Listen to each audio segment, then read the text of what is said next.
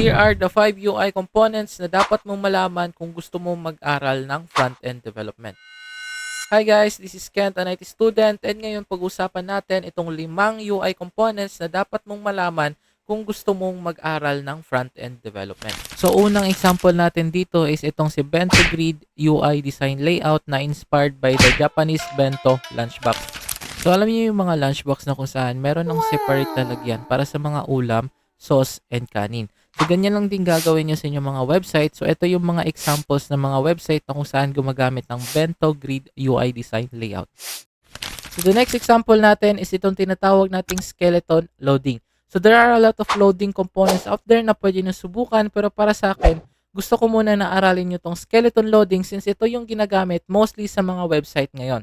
And instead your website looking like this pag naglo-load, ay magiging ganito siya pag ginagamit nyo ng skeleton loading. So napaka-basic niya lang tignan kasi dinidisplay niya lang yung skeleton ng buong website nyo pag naglo-load siya.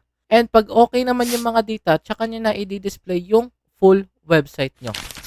So the next example natin is itong tinatawag nating pagination.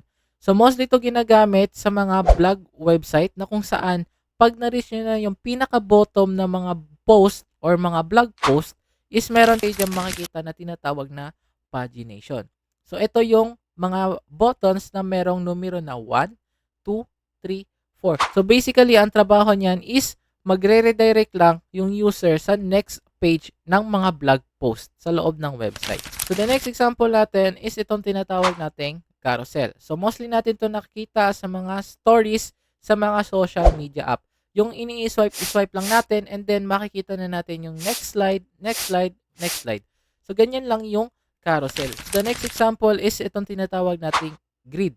So there are a lot of ways kung paano natin i-implement yung grid sa ating website. So it depends lang talaga kung ano yung content sa loob ng website nyo. So kung paano nyo gamitan or paano nyo siya gagamitan ng grid.